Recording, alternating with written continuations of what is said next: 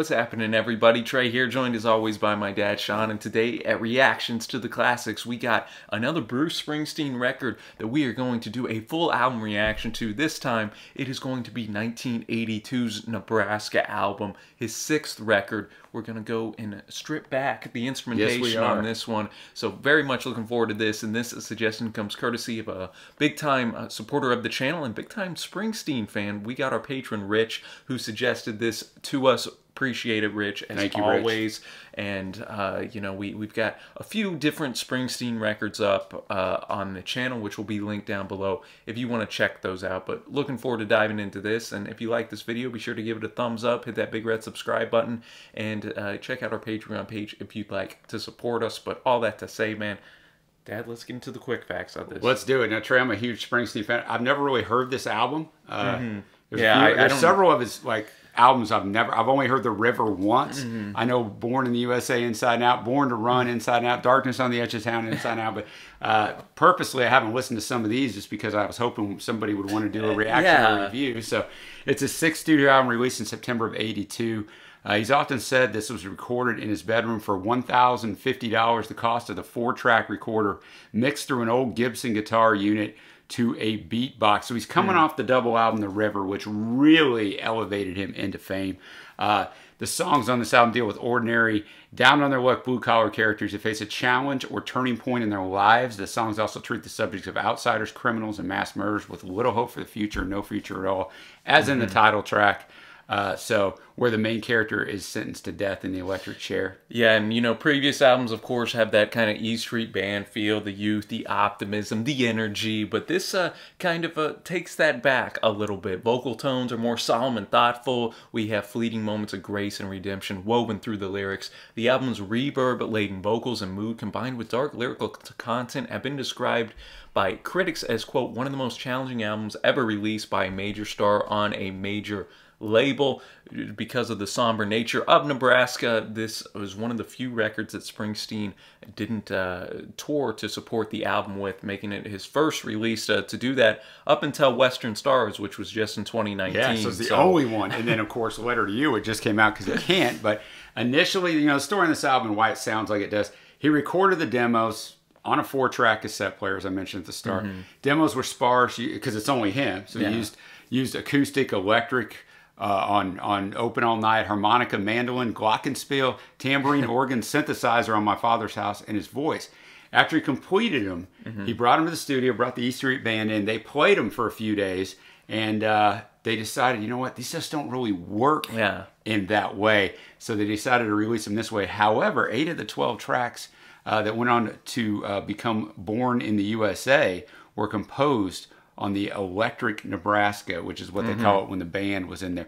They were Born in the USA, Downbound Train, Cover Me, I'm on Fire, Glory Days, Darlington County, Working on the Highway, and I'm Going Down. There's still 2 tracks from that electric Nebraska, Child Bride and Losing Kind, that have not been released. Yeah, and then in an interview with Rolling Stone, Springsteen noted, I was just doing songs for the next rock album, and I decided that what always took me so long in the studio was the writing. So I would get in there, I just wouldn't have the material written, or it wasn't written well enough, so I'd record for a month, get a couple of things, go home, write some more, record for another month. It wasn't very efficient.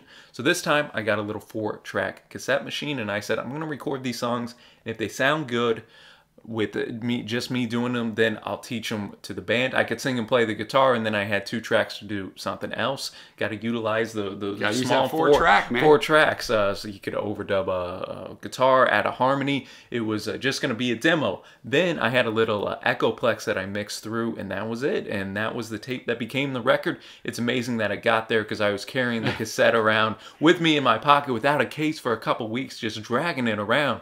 Finally, we realized, uh-oh, that's the album. Technically, it was difficult to get it on a disc. The stuff was recorded so strangely, the needle wouldn't read a lot of distortion and wouldn't track in the wax. We almost had to release it as a cassette, which would have been quite wild. Yeah, and he stated the stories in this album were partly inspired by historian Howard Zinn's book, A People's History of the U.S. Pitchfork gave it a 10 out of 10. Rolling Stone, 4.5 out of 5 stars. In the 2012 500 greatest albums of all time on Rolling Stone, so there's a new list out now, but it was 224.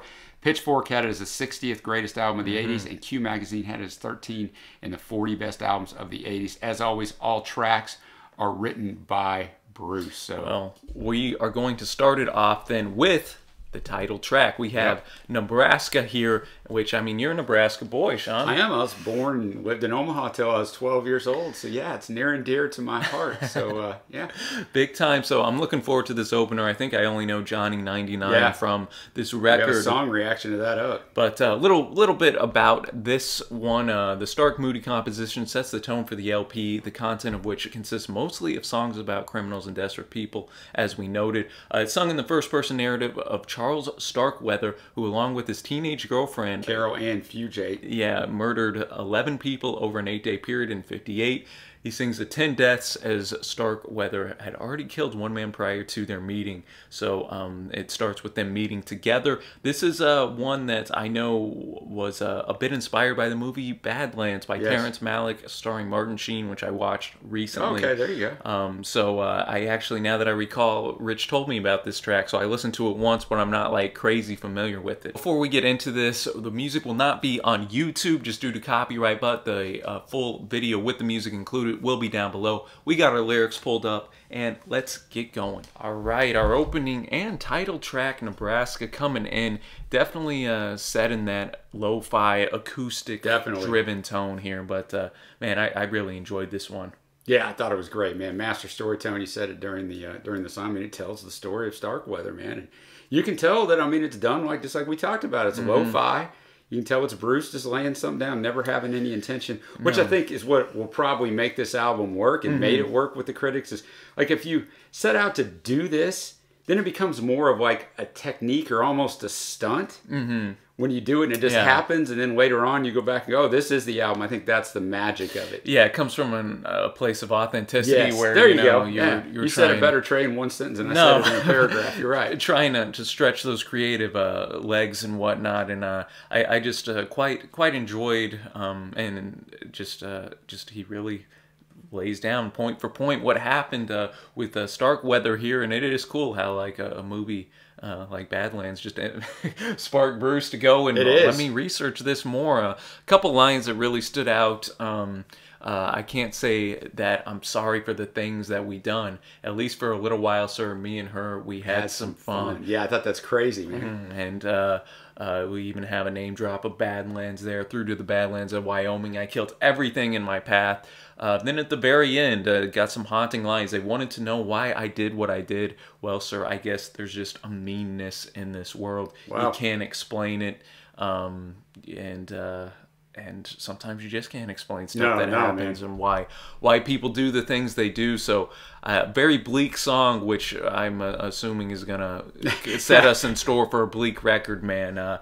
And that's gonna take us now to our second track, 4 minutes long. We got Atlantic City, so we're keeping our names, our city names up in here. We are. Bruce originally chose the title "Fistful of Dollars" from the Clint Eastwood movie, Trey, back in the '60s. He provides, of course, the vocals, guitar, harmonica, tambourine, organ, and synth for the song. It depicts a young couple's escape to Atlantic City, New Jersey, but it also wrestles with the inevitability of death as the man in the relationship intends to take a job in organized crime upon arriving in the city. We got to get to New Jersey, Trey, with the Sopranos. The opening line refers to mafia violence in nearby Philly, with Springsteen singing, well, they blew up the Chicken Man in Philly last night. Now, they blew up his house, too. I thought it was interesting, so you know what it means. The phrase Chicken Man refers to Philadelphia crime family mafia boss Philip Testa, who was killed by a rival gang operator who planted a bomb in his Philly house in March of '81. And all that mafia stuff always intrigues me, so it's always very interesting. I'm feeling this will be a song I'm on the edge of my seat for. All right, Atlantic City coming in, I think even better than Nebraska. I think so too. Which I would not have expected, but man, this is again that story just bringing you close right away and just not letting go to the very end and keeping that kind of intrigue going up throughout the entire track. Yeah, I mean, and it started out just like we talked about the very first line where they blew up the Chicken Man in Philly last night. And I think there's, you know, he's telling the girl, look, we got to go, and this is what we're going to do, and this is all I can do. And I like verse 2, well, I got a job and try to put my money away. So he's trying to do things the right way. But I got debts that no honest man can pay. So I drew what I had from the Central Trust, and I bought us two tickets on that Coast City bus. So before they went out there, He tried to do the right thing. That's a good point. But he just couldn't find any other way but crime. And it's easy to judge that. But that's what still happens today in a lot of things. Not just with going to join the mafia, but inner cities and just wherever else. Like, that's what happens. Sometimes they see that as the only way out because they try to do it the right way. Yeah. And some jobs just don't have enough money. So you got to turn to the streets, You got to turn man. to some other way, man. And I think the chorus has that eeriness to it, that foreboding. Well, now everything dies, baby. That's a fact. But maybe everything that dies someday comes back. Even in our first track, we had that where he was in the electric chair. We have that death theme that his soul goes out and kind of to who knows where.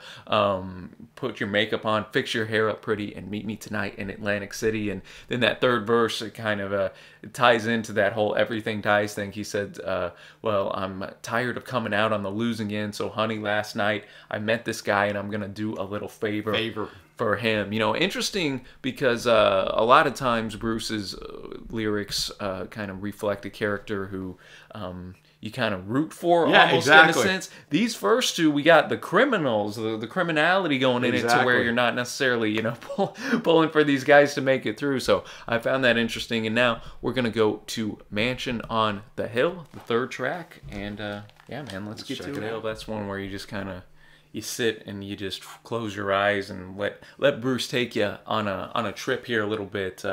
Kind of reminded me as a big Batman fan. You got Gotham City.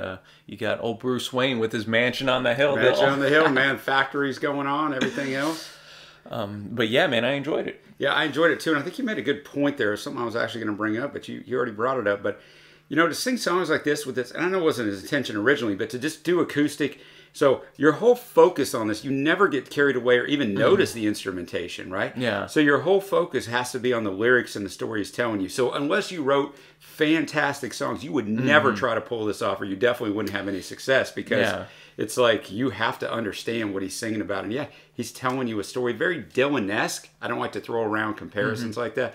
But just so far in this album, look, it's going to be me, my acoustic, and sometimes my harmonica, and I'm going to tell you a story. Yeah, drawn from those early, folk, Another Side of Bob Dylan, Free Willin' type of thing, and then but unlike his Bruce's first record where he really pushed into that, Greetings from Asbury Park, he's now able to do it in his own style while also kind of. Taking the best parts of that. So I think that's cool there. And again, just kind of showing the, as Bruce often does, the difference between the elite class up here. That's exactly what he's showing in this one. And then the working man. So great descriptions and imagery there. Now we're going to go to another fantastic song. This A-side is pretty darn loaded, man. We have Johnny 99 coming up in here, man. We did a song reaction to this a couple months ago, but we did. Just as a reminder, we'll kind of go through some of the quick facts of this track. Springsteen sings about an auto worker who gets laid off in New Jersey and shoots and kills a night clerk while drunk and distraught. So going back to that criminality, under stress criminality. Ooh, as a result, he is apprehended and is sentenced to 99 years in prison, but requests to be executed instead. Instead, on the song, Springsteen is just with his acoustic, and he doubles on harmonica as well, as we've seen a lot in this record already. We have topics of unemployment, poverty, robbery, murder. The tune is ironically jaunty with a bit of a rockabilly beat. Yeah, and like you just mentioned, it's a song about complete despair. It has direct links with certain songs on Nebraska. The protagonist in Johnny 99 notes that he has debts no honest man could pay, repeating the line in Atlantic City that I talked about. I forgot I even had this in there. Like the title song, Johnny 99 is about a murderer, though rather than being a psychopath like the protagonist in the title song, Johnny 99 is motivated by his economic circumstances. Kind of one of those things. Kind of like what you mentioned. Yeah, that just happened. Background of the song is based on a real-life incident, the closing of a 1980 Ford motor plant in that Mahwah, New Jersey, which had been open since 1955. Now, this is totally appropriate because even just when you describe the song, I'm like, who could sing this song? Well, the Man in Black. Other artists have recorded Johnny 99. Most famously, Johnny Cash recorded along with another Nebraska song, which you haven't got to yet, Highway Patrolman, for an album Cash entitled Johnny 99. He liked it so much he named his album that. It was never released as a single, but garnered enough album-oriented rock play to reach number 50 on the U.S. Billboard mainstream rock charts. That tells you that a song is really good when it isn't even released, but it has so much push for it that it actually charts. Yeah, for real, man. All right, the great Johnny 99 coming in here, man. I know we talked a lot about it beforehand, but I love the parallel between this and Nebraska, the title track. I just think that it fits so well, and yet here, as he notes so eloquently towards the end here. Now, I ain't saying that made me an innocent man, but it was more in all this that put that gun in my hand. So Nebraska, we had the crazy mass murderer, and here we got a guy who... still a murderer, but a little bit different background and circumstances. Yeah, because right before it says the bank was holding my mortgage and taking my house away.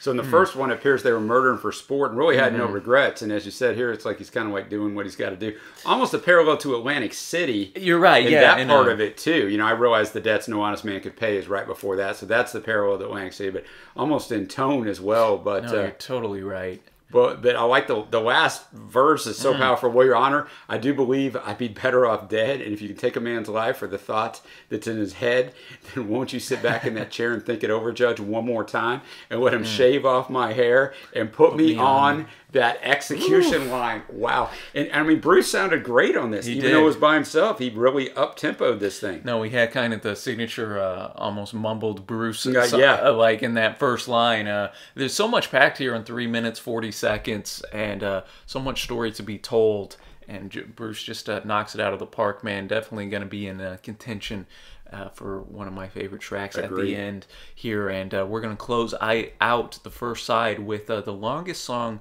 on this album. And apparently Johnny Cash covered this as well. We got Highway Patrolman. It tells the story of Joe Roberts, Highway Patrolman of the title, from whose viewpoint the song is written, and his brother Frankie. Is set in the 60s. Frankie's portrayed as unruly and frequently causing and encountering trouble, while Joe is the more mature, sensible brother who always comes to his aid. Got a quiet harmonica, acoustic, and the vocals.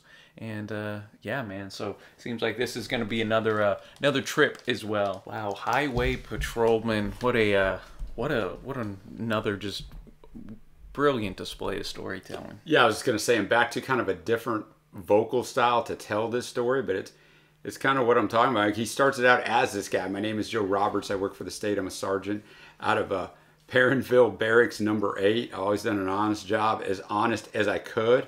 Then it comes in, man. I got a brother named Frankie, and he ain't no good. And ever since we was young kids, it's been the same come down. I get a call on the shortwave, Frankie's in trouble downtown. Well, if it's any other man, I put him straight away. But when it's your brother, sometimes you look the other way. Yeah, so I just like the pull here of, obviously this guy's works in a prison or whatever the case may be as law enforcement, and his brother is a troublemaker and whatnot, but we learn later on he went to war. Maybe that's a cause of some of his trouble here. Again, kind of going back to Johnny 99, there's a little reason behind these negative actions here. It doesn't take away the fact that they're negative actions, but there's a little reason here. And first chorus, last line, a man turns his back on his family. Well, he just ain't no good. Not that simple, huh? And then, he furthers on, tells about the Army, tells about how Joe, he was a farmer, wheat prices dropped, so he had to go take the job at the barracks here. And then second chorus kind of twists that last line a little bit. Yeah, a man turns his back on his family, he ain't no friend of mine. So he's just building on it. Instead of he ain't no good, he ain't no friend of mine.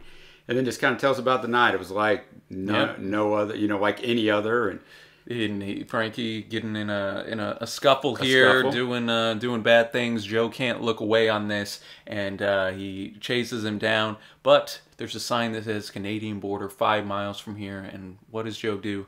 Pulls off to the side and just lets Frankie go, man. So that blood thicker than water, it is coming in, man. We know the letter of the law and whatnot, but when it comes to family, man, it's harder to uphold that. That's for sure. Well, yeah, and I mean, I don't know much else to say about it. It's fantastic. I will say that the song mentions Michigan County, so if you're somebody who's particular about details, you don't have to leave the comment. There is no Michigan County. I'm aware of it. Bruce is aware of it. It just worked for the song. So no, definitely. Just took a little dramatic license.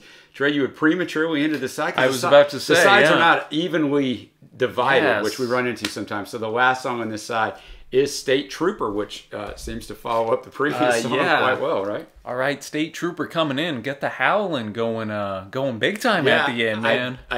We did, and I saw that he was influenced heavily by the punk synth band Suicide out of New York City, and this song was kind of in their style of a song they did called Frankie Teardrop, and that's kind of where that scream came in. Well, I did like the ominous nature of the track. Man, I'm telling you, yeah, totally different thing. You know, even though it shows you what you can do as a true musician, even though you just really have vocals and an acoustic, that's kind of your constant on this, you can really switch things up, and he does a very good job of that, man. You know, there's not a ton of lyrics on this, not as much. It's more about setting the atmosphere, the ominous, but, you know, he's on the New Jersey Turnpike, neath the refineries glow, out where the great black rivers flow.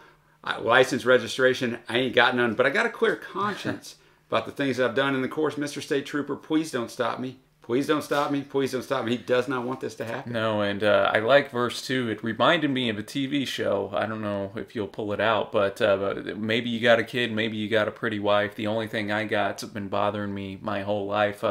Reminded me season 1 of Fargo. I think it was first or second episode. Billy Bob Thornton gets pulled over, and I can't remember, but somehow Billy Bob knew this cop. I think had like a kid or something at home, and he was essentially saying, "Hey, that's right. Be sure to not."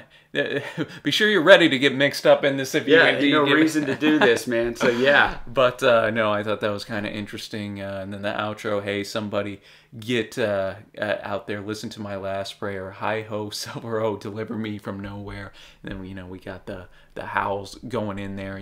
Not going to end up among my favorite tracks or anything, but I did kind of like the different atmosphere to help to distinguish it, even if it wasn't like a killer story, so to speak. It helped I thought it was distinguish fantastic, man. I really did. So we only have 4 songs left, and we're going to go now to Used Cars, which according to Springsteen, the song is autobiographical and details his memory of riding down to the used car lot with his father and sister in the backseat to buy a, quote, new car. So there we go. Nostalgic song, almost. That's in a good sense. way. Yeah, it gave you a little glimpse into Bruce's life, which he doesn't always give you that. I don't think intentionally. It's just that he finds it more entertaining to write about other people and want to kind of delve out their stories. Yeah, exactly. And I mean, it is pretty self-explanatory, man, going to the used car lot. I like you said, talking about the salesman, he's telling us about the break he'd give us if he could, but he just can't.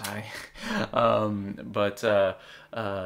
they ended up going and they pulled up in their brand new used car. I know, I like that. Clever line. And then he talks about earlier on, now, Mr. The Day of the Lottery, I win. I ain't ever going to ride in no used car again. So we'll just let you know, I don't know that he feels shame in it, but he just, he wants a new car and, the used car. He talks about how his dad, sweats the same job from morning to morning. Me, I walk home on the same dirty streets where I was born. So, just a tough growing up. It's that tug, where you definitely can tell he's appreciative of his dad and his folks for being able to provide, and yet he wants to build on that foundation they gave him so he won't have to buy this used car. He finishes with, now, Mr. The day my number comes in, I ain't ever going to ride in no used car again. So somebody asked Bruce if you know him, if that ever happened after Born to Run hitting 75. Did he ever have that used car? No, man. Just a very solid tune here. I enjoyed the warm vocal performance, and again, just that subtle harmonica that added just enough there on the mellowness to kind of give it a little bit of punch, man. But now we're gonna go to the shortest track on here at 2 minutes 53 seconds. We got Open All Night, and on this one, it's the only one to feature an electric guitar. So speaking of that punch. Got a little Chuck Berry style guitar riff, and it tells the story of an unnamed narrator's all-night drive across the industrial New Jersey to reach his girl, Wanda. Wow, we're throwing back here. Yeah, we are. Who we met when she was a waitress at the Route 60's Bob's Big Boy. Another throwback track. There we go, man. I like it. Right, Open All Night coming in. Though it was the shortest track, it made sure to pack the lyrics. I swear, I was just going to say that, man. Less than 3 minutes, and man, did he pack a story in here. Just a nice little, rockin' vibe. He's just talking about basically how, he's working the night shift because the boss didn't like him and he had to go see his girl, and just kind of delving out. He goes down that New Jersey Turnpike. It's dark. It's a little creepy out there, and he's got to hit the gas because he's running late. Yeah, no, I just think again it definitely a little more kind of positive bent. Definitely that we not just because it's got the electric guitar, which gives a little more upbeatness, but I think lyrically as well. You know, you can kind of just go in your mind going and imagine him getting Wanda, just cruising around town in his vehicle, and I like the end of verse 3 there. Just to interrupt, underneath the overpass, trooper hits his party light switch, so hits his sirens. Good night, good luck, 1-2 power shift. Yeah, so he that outran cool. him. He can't be stopped, man. He's got to go see Wanda. Well, I mean, because it takes him 2 hours to get back to where his baby lives. I mean, that's a Wanda must be special. That's a 2-hour drive. Must be special. 4 hours. I mean, I don't know. The girl would have to be quite special for me to make that drive, Bruce. But man, I dug it, man, and you kind of have a little throwback to State Trooper at the end. Yeah, where you he says, "Hey, Mr. DJ, won't you hear my last prayer? Hey ho, rock and roll, deliver me from nowhere." I think that this record benefits from a song like this. Just one in here, I do too. Gets a little of that rockabilly feel up in there, and a little positive bent, man. And now we're gonna go to My Father's House, 5-minute track here, and what we kind of as we were mentioning, used cars with the family relationship. Yeah. I know Bruce talked to us, especially on Springsteen on Broadway. I was just going to say that. Yeah. During the late 70s, Bruce had begun to deal with mental illness, inheriting his father's depressive self-isolation. For years, he would drive at night past his father's house in Freehold, sometimes up to 3 or 4 times a week. Driven to suicidal thoughts, he started seeing a therapist in 1982. Introducing the song during the Devils and Dust tour, he elaborated on his therapist's thoughts on the trips. He said, Bruce said this, "What you're doing is that something bad happened and you're going back thinking that you can make it right again.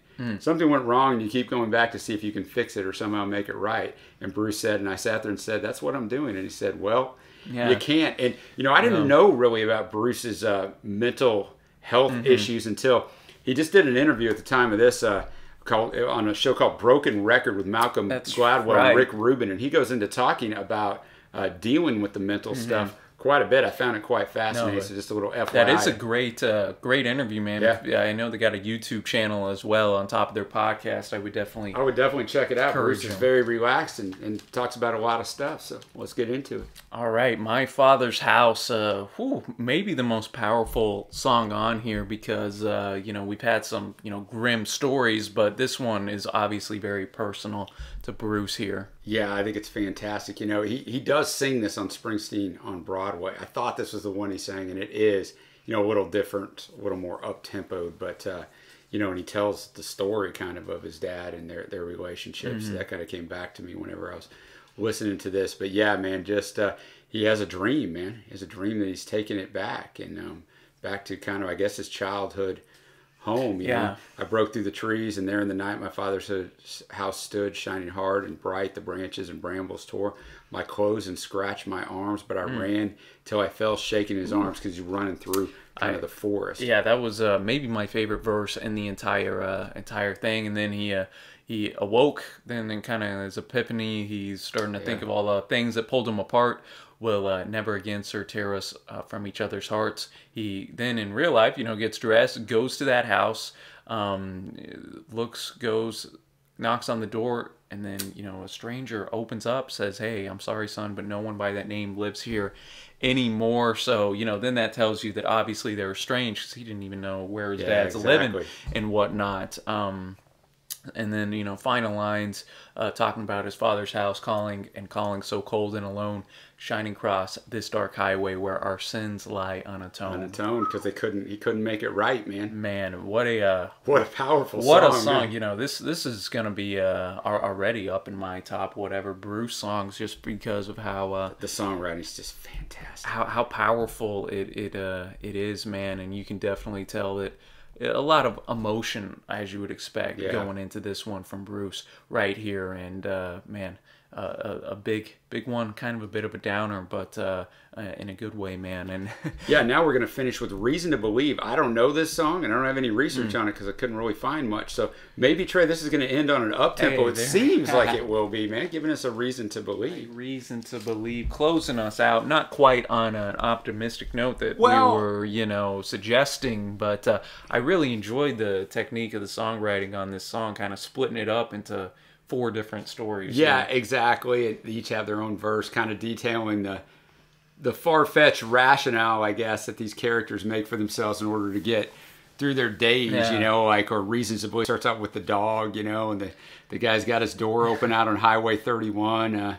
He stood out there and poking the dog with a stick. Hoping it would get back up, but that ain't gonna happen, man. No, Mary Lou, then she loved Johnny. She said, "Baby, I'll work for you every day and bring my money home to you." Man, come on, Johnny. One day he up and left her, and ever since that, she waits down at the end of the dirt road for young Johnny to come back. So she's finding that the first guy's trying to poke the dog, standing there long enough, hoping he'll come alive. Johnny's gone, but she's waiting, hoping that he's going to come back. All right, hopefully it wasn't Johnny 99. I was going to say, he ain't coming back, sister. And then we have, in the third verse, we got old baby Kyle getting baptized while an old man passes away. Lord, won't you tell us what does it mean? So again, just everyday people, you got the life and the death that happens every day. And then the congregations now gather for a wedding, and unfortunately this guy's bride never showed up. So I enjoyed the fact he just tackled those different topics that would be relatable. Each one he could have delved out into a full song if he wanted to easily. And, quite timeless, man. And I like how he got really quiet for the last verse. I think it was a very fitting closer thematically and obviously instrumentally for this record. And that's now going to take us, Dad, to our favorite tracks. You want me to start this or you want to? Yeah, you can start it. All right, I'm going to go title track. I really enjoyed Nebraska, the song. I got to go My Father's House, one that I just thought was too powerful to leave off for me. And then, it's like a 3-way race between Johnny 99, Atlantic City, or Highway Patrolman. I'll give the nod to Atlantic City, actually, on that one. Yeah, I'm going to be right there with you, really. I'm going to go My Father's House, Atlantic City, and Johnny 99. There was not a bad track on there, and it fits best. I mean, you can pull individual songs out of here, but boy, it fits best as just one listen. It's only 40 minutes long, 10 songs. Just an absolutely fantastic record. And I didn't mention at the start, I did own this cassette back in the day. Shout out to Columbia House Records, 12 cassettes for a penny. I loved Born in the USA, so I thought, well, what was the previous? Oh, it's Nebraska. I'm going to order Nebraska. I put it on, and obviously it was the title track because it was the first song. I don't even remember. But Nebraska, and I'm like, I've made it maybe 2 minutes through. I'm like, what is this? Where's the? And I never put it in again. So for 12-year-old, it's a little, it's a little much.